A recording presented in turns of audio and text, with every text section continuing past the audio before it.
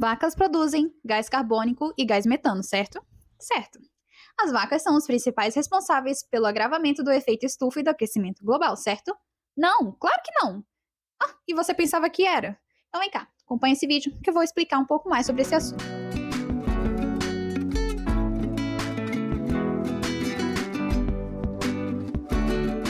Sim, as vacas produzem gás carbônico e gás metano. O gás carbônico e o metano, eles são resíduos, são subprodutos da fermentação que ocorre no rumen dos animais ruminantes. E eu já fiz um vídeo explicando mais ou menos como funciona, eu vou deixar o vídeo aqui para vocês. Só por curiosidade, a evasão desses gases, então como elas liberam, não é pelo pum, e é pela eructação. Então elas arrotam esses gases, elas liberam através da boca, como a imagem que eu vou deixar aqui para vocês.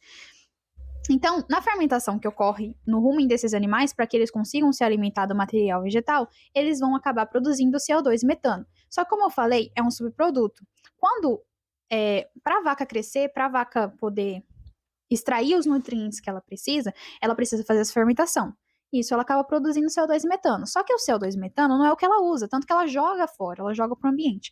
Então, os produtores, eles não querem que os animais produzam CO2 e metano.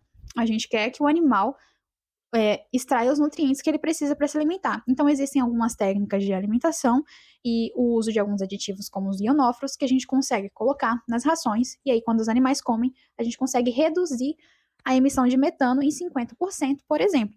As vacas, elas produzem o CO2, só que elas comem o capim.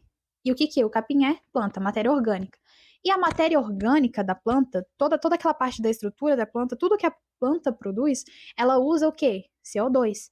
Então, vocês já ouviram falar, né? Já sabem, todos nós sabemos que a gente respira oxigênio e libera CO2 no ambiente. De onde que vem esse oxigênio? Das plantas. Para as plantas liberarem oxigênio para o ambiente, elas absorvem o CO2 e fazem fotossíntese. Então, as plantas, elas capturam CO2 da atmosfera.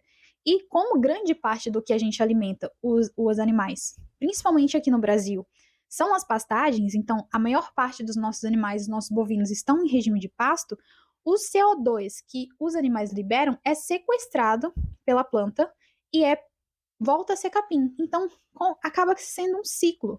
Os animais, eles produzem CO2, mas o CO2 também é absorvido pelas plantas que os animais vão comer e depois eles vão produzir CO2 de novo.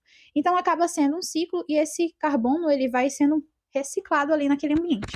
Então acaba que as vacas elas produzem? Produzem. Uma parte fica na atmosfera e ajuda a acumular no efeito estufa? Ajuda. Mas é muito menos do que as pessoas realmente pensam. E eu vou dar um exemplo para vocês terem uma ideia. Existem aproximadamente 1 bilhão de cabeças de gado no mundo. Então, se você for contar todos os bovinos que existem no mundo, existe aproximadamente 1 bilhão de bovinos. Agora, você já parou para pensar quantos carros existem no mundo? Existem aproximadamente 1,4 bilhões de carros no mundo. 1,4 bilhões de carros, sem contar tratores, caminhões, motos e outros veículos. Então, a gente tem mais de um veículo automotivo para cada bovino que existe no mundo. E vocês já viram o quanto um carro, um veículo produz de CO2? Ele queima combustíveis fósseis, ele produz CO2 e ele libera no ambiente da mesma forma. Outro dado, 86% do CO2 que existe na atmosfera, ele vem da queima de combustíveis fósseis. E até onde eu sei, nenhum rebanho de animal consegue queimar combustíveis fósseis. Essa queima é realizada pelas indústrias, pelos automóveis e por qualquer forma de produzir energia. Então, a parte principal que gera esse CO2 não são nem os animais. E eu vou trazer alguns gráficos aqui para mostrar para vocês terem uma ideia do quanto que é a parcela de cada um. Então, primeiro aqui eu vou mostrar para vocês quais são realmente os gases do efeito estufa. A gente tem, em primeiro lugar, o gás carbônico, em segundo lugar, o metano, em terceiro lugar, o óxido nitroso, em quarto lugar, os hidrofluorocarbonetos. Então, o que mais afeta a camada de ozônio é o CO2, que é o que a gente tem aqui em maior quantidade. E da onde que vem esses gases? Quais são as origens desses gases, divididos em setores? 77% da origem desses gases vem das indústrias. Das indústrias não, perdão. Vem da produção de energia. E essa energia, é principalmente das termoelétricas. Então, tem alguns países, por exemplo, a China, mais de 50% da produção de energia da China vem de termoelétrica, que é a queima de carvão. Então, eles fazem a queima de carvão para poder produzir energia. E nessa queima ocorre a liberação de gases, esses gases vão para a atmosfera e eles afetam o planeta. 9% vem das indústrias, dos processos industriais, 10% da agricultura e 3% de outras coisas. E aqui eu trouxe também os principais países que emitem gases do efeito estufa. Em primeiro lugar, a gente tem a China, porque, como eu falei, já é um país muito grande, é um país que mais da metade da produção de energia é pela queima de combustíveis fósseis, é pela queima, né, pelas termoelétricas, e além disso é um país que tem muitas indústrias, então acaba que ele gera muitos gases. A gente tem também os Estados Unidos, a gente tem a União Europeia em terceiro lugar, em quarto lugar a Índia, quinto lugar a Rússia, sexto lugar o Japão e em sétimo lugar o Brasil. Então o Brasil, apesar de ser um país bem grande também, ele está em sétimo lugar dos países que mais produzem gases com efeito estufa no mundo. Então vale ressaltar que sim, a pecuária, a agropecuária influencia nessa emissão de gases do efeito estufa.